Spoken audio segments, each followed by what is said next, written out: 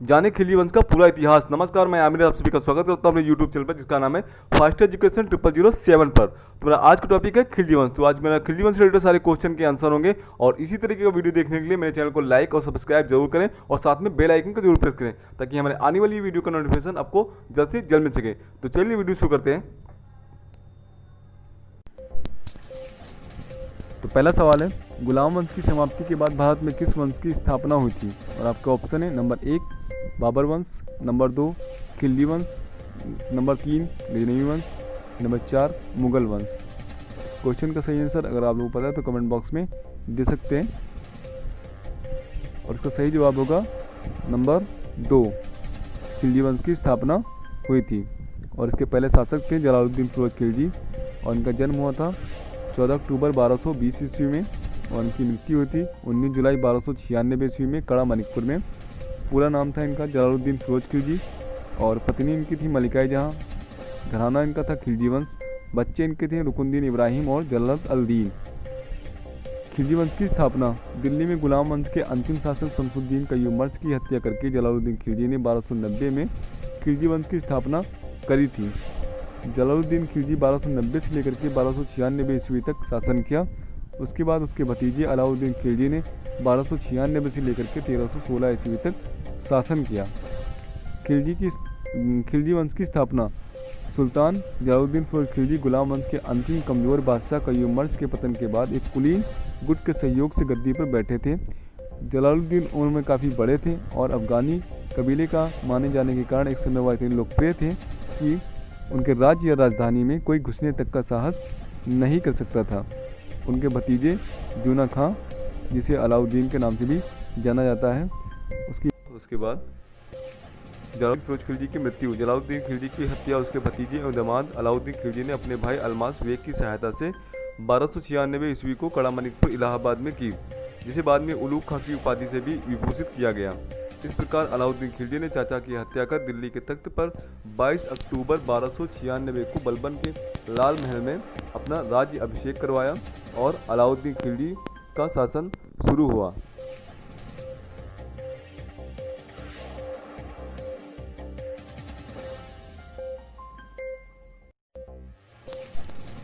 दूसरा सवाल है, अलाउद्दीन खिलजी कौन था? वह जलालुद्दीन का उससे रिश्ता क्या था? और आपका ऑप्शन है नंबर 1 पुत्र था, नंबर 2 गुलाम था, नंबर 3 सेनापति था, नंबर 4 भतीजा था। क्वेश्चन का सही आंसर अगर आप लोग को पता है तो कमेंट बॉक्स में दे सकते हैं और उसका सही जवाब होगा नंबर 4, इसका भतीजा था। अलाउद्दीन खिलजी का जन्म इनका हुआ था 1266 ईस्वी में बंगाल में और मृत्यु इनकी हुई थी 1316 ईस्वी दिल्ली में। पिता इनके थे शहाबुद्दीन मसूद और राजवंश था इनका खिलजी वंश। राज्याभिषेक इनका हुआ था 1296 ईस्वी में और बच्चे इनके थे कुतुबुद्दीन मुबारक खिलजी और शहाबुद्दीन उमर, उससे भी ज़्यादा।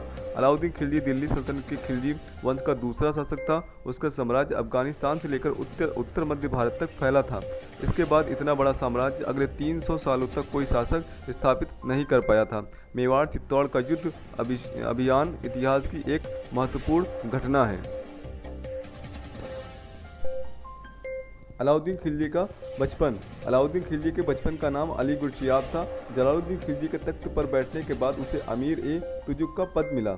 मलिक छज्जू के विद्रोह को दबाने में महत्वपूर्ण भूमिका निभाने के कारण जलालुद्दीन ने उसे कड़ा मणिकपुर की सूबेदारी सौंपी। अलाउद्दीन खिलजी प्रारंभिक जीवन।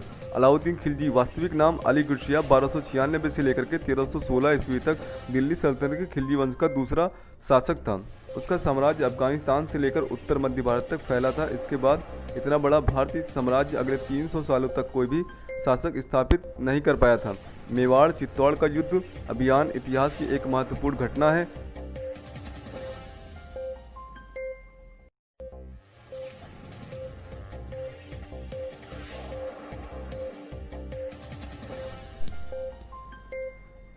दक्षिण भारत पर हमला। वे पहले मुस्लिम शासक थे जिन्होंने दक्षिण भारत में अपना साम्राज्य फैलाया था और जीत हासिल करी थी। विजय के लिए उनका जुनून ही उन्हें युद्ध में सफलता दिलाता था। दक्षिण भारत में उनका प्रभाव बढ़ता गया और उनके साम्राज्य का विस्तार बढ़ता गया। खिलजी की बढ़ती ताकत के साथ उनके वफादारों की संख्या बढ़ती गई। खिलजी के साम्राज्य में उनके सबसे अधिक वफादार जनरल थे मलिक काफूर और खुसरो खान। दक्षिण भारत में खिलजी का बहुत ही आतंक था। वहाँ के राज्यों में लूट मचाया करते थे और वहाँ के जो शासक इनसे हार जाते थे उनसे खिलजी वार्षिक कर लिया करते थे।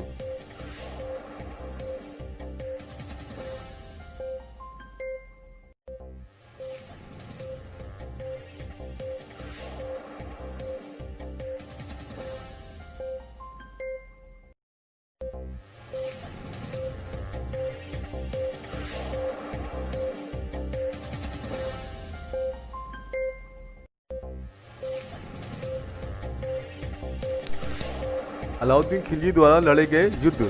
खिलजी ने एक सिरे से कई सारे युद्ध लगातार जीते। इन युद्ध में जालौर का युद्ध, चित्तौड़ का युद्ध, नागौर का युद्ध, रणथंभौर का युद्ध आदि।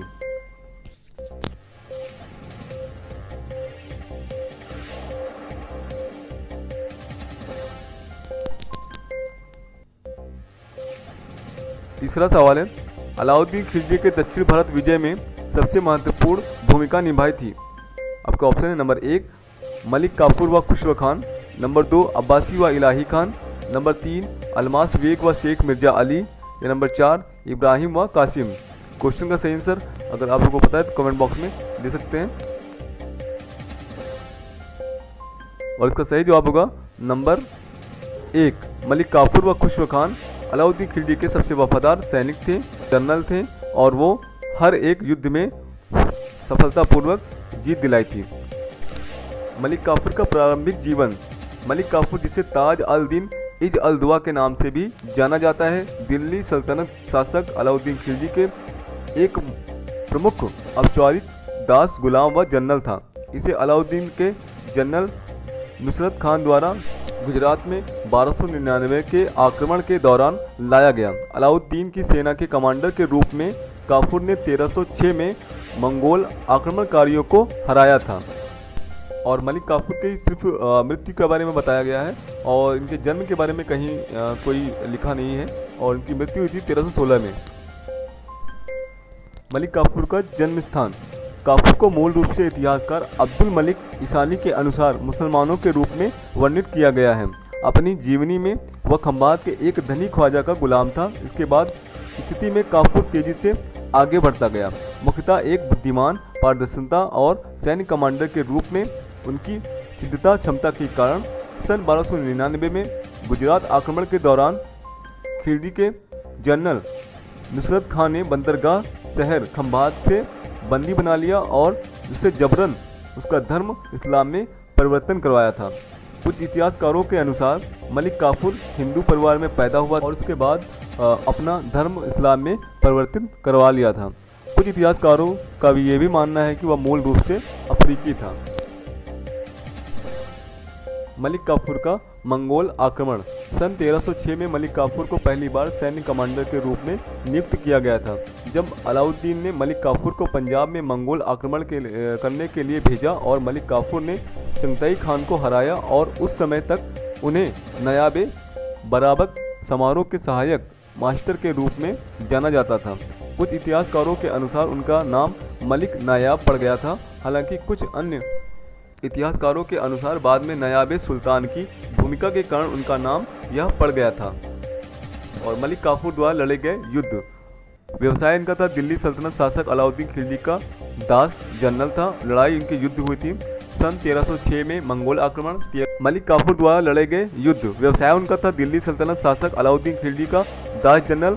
लड़ाई और युद्ध उनके थे सन 1306 में मंगोल आक्रमण, सन 1305 में अमरोहा की लड़ाई। 16वीं शताब्दी के इतिहासकार अब्द अल कादिर बदाऊनी के अनुसार 1308 में देवनगरी की घेराबंदी, सन 1310 में वरंगल की घेराबंदी, सन 1311 में द्वार समुद्र की घेराबंदी, सन 1311 में पांड्या राज्य पर हमला। ये उनके 6 युद्ध थे मलिक काफूर के जो अपने जीवन में लड़े थे। अलाउद्दीन खिलजी की मृत्यु। जलोढ़दार रोग से ग्रस्त अलाउद्दीन खिलजी ने अपना अंतिम समय अत्यंत कठिनाई में व्यतीत किया और 2 जनवरी 1316 को उसकी मृत्यु हो गई थी। यह भी कहा जाता है कि अंतिम समय में अलाउद्दीन खिलजी को एक त्वचा रोग कोढ़ हो गया था, जिसके कारण वह बहुत ही परेशान रहने लगा था। अतः उसके वफादार मलिक काफूर ने अलाउद्दीन के कहने पर ही उसको मुक्ति प्रदान की थी और अलाउद्दीन का मकबरा कुतुब मीनार के परिसर में स्थित है।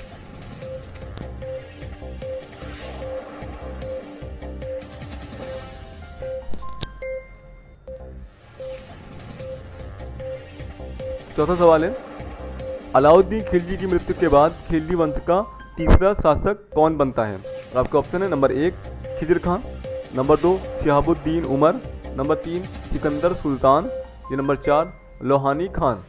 क्वेश्चन का सही आंसर अगर आप लोगों को पता है तो कमेंट बॉक्स में दे सकते हैं। उसका सही जवाब होगा नंबर 2 शिहाबुद्दीन उमर खिलजी वंश का तीसरा शासक बना था। और शिहाबुद्दीन उमर प्रारंभिक जीवन। शिहाबुद्दीन उमर खान खिलजी या खिलजी वंश के तीसरे सुल्तान और दिल्ली के 13वें सुल्तान थे। जनवरी 1316 में उनके अपने पिता अलाउद्दीन खिलजी की मृत्यु के साथ एक नाबालिग के रूप में सिंहासन पर बैठाया। वह मलिक काफूर सैन्य कमांडर की मदद से सुल्तान बन गया। जन्म उसका हुआ था 1310 में और उसकी मृत्यु हुई थी 1316 में। उत्तराधिकारी उसके थे कुतुबुद्दीन मुबारक खिलजी, घराना था खिलजी वंश, पालक थे अलाउद्दीन खिलजी और दादा नाना थे शिहाबुद्दीन मसूद। शिहाबुद्दीन उमर प्रारंभिक जीवन। शिहाबुद्दीन उमर खान खिलजी या खिलजी वंश के तीसरे सुल्तान और दिल्ली के 13वें सुल्तान थे। जनवरी 1316 में उन्होंने अपने पिता अलाउद्दीन की मृत्यु के साथ नाबालिग के रूप में सिंहासन पर बैठाया। वह मालिक काफूर और सैन्य कमांडर की मदद से सुल्तान बन गया। सन 1310 में उसका जन्म हुआ था और मृत्यु उसकी हुई थी 1316 में। उत्तराधिकारी उसके थे कुतुबुद्दीन मुबारक और घराना उनका था खिलजी वंश और पालक उनके थे अलाउद्दीन खिलजी और दादा नाना थे उनके शिहाबुद्दीन मसूद। शिहाबुद्दीन उमर खिलजी अलाउद्दीन खिलजी का पुत्र था। मलिक काफूर के कहने पर अलाउद्दीन ने अपने पुत्र खिज्र खां को उत्तराधिकारी न बनाकर अपने 5 से 6 वर्षीय पुत्र शिहाबुद्दीन उमर को उत्तराधिकारी नियुक्त कर दिया। अलाउद्दीन की मृत्यु के बाद काफूर ने शिहाबुद्दीन को सुल्तान बनाकर अधिकार अपने हाथों में सुरक्षित कर लिया। लगभग 35 दिन के सत्ता उपभोग के बाद काफूर की हत्या अलाउद्दीन के तीसरे पुत्र मुबारक खिलजी ने करवा दी। काफूर की हत्या के बाद स्वयं सुल्तान का संरक्षण बन गया और कालांतर में उसने शिहाबुद्दीन को अंधा करवा दिया और कारागार में डलवा दिया। कुतुबुद्दीन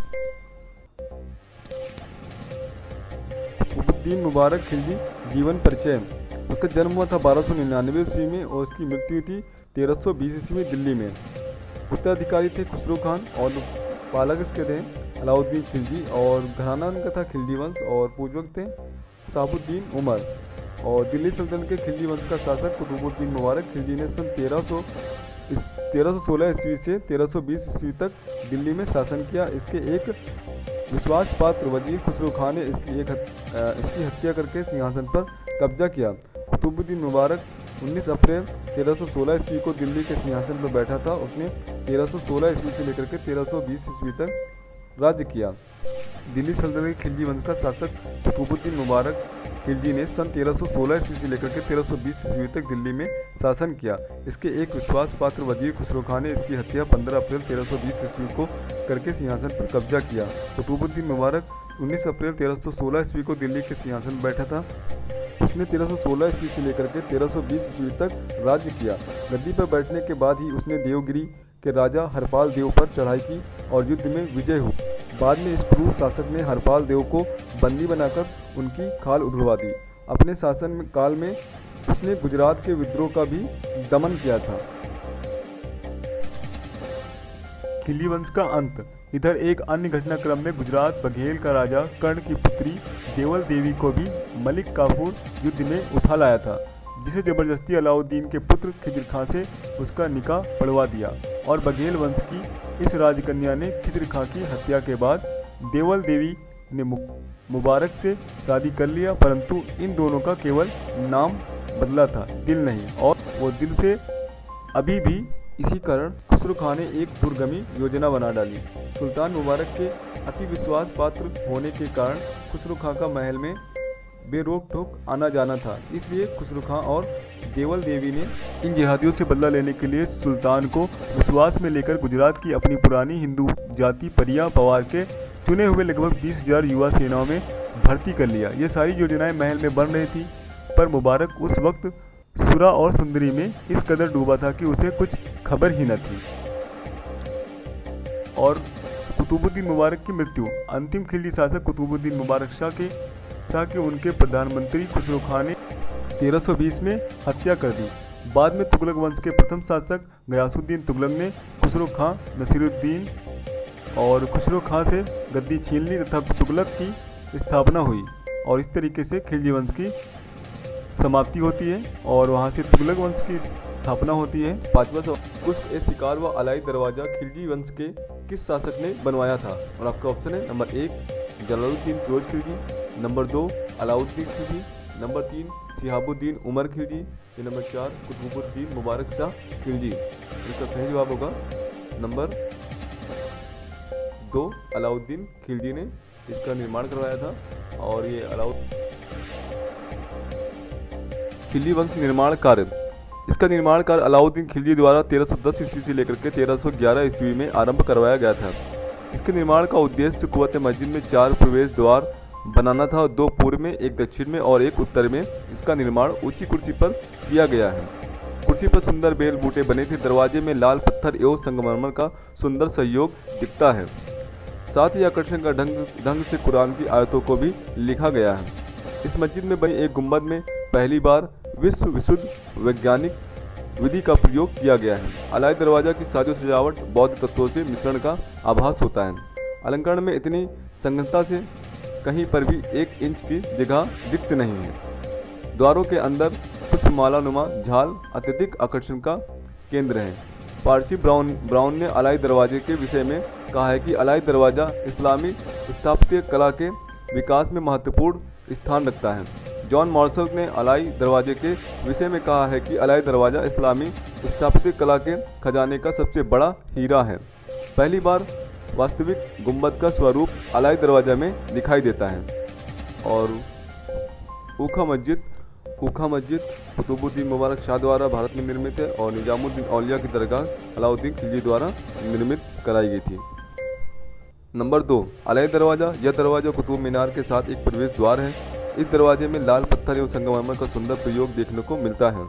इस दरवाजे के ऊपर एक गुंबद भी है जिसके निर्माण में पहली बार शाही व वैज्ञानिक विधि का प्रयोग किया गया है। अलाई दरवाज़ा की साजो सजावट बौद्ध तत्वों के मिश्रण का आभास होता है। मार्शल के अनुसार अलाई दरवाज़ा इस्लामी स्थापित कला के खजाने का सबसे सुंदर हीरा है। वीडियो देखने के लिए आप सभी का धन्यवाद। वीडियो अगर अच्छी लगे तो चैनल को लाइक और सब्सक्राइब जरूर करें, क्योंकि मैं इसी तरीके की वीडियो बनाता रहता हूं। और मैंने आज ये सिर्फ टॉप 5 क्वेश्चन लेकर के आए थे और ये खिलजी वंश से रिलेटेड सारे क्वेश्चन थे। और मैं टॉपिक वाइज वीडियो बनाता हूँ, इसलिए मेरा टॉपिक एक ही था, तो इसलिए मैंने सिर्फ खिलजी वंश से रिलेटेड सारे क्वेश्चन करे थे और ये टॉप 5 क्वेश्चन थे। और इसी तरीके की वीडियो अगर देखना है तो मेरे चैनल को लाइक और सब्सक्राइब जरूर करें। तो मिलते हैं अपनी अगली वीडियो में, तब तक के लिए नमस्कार।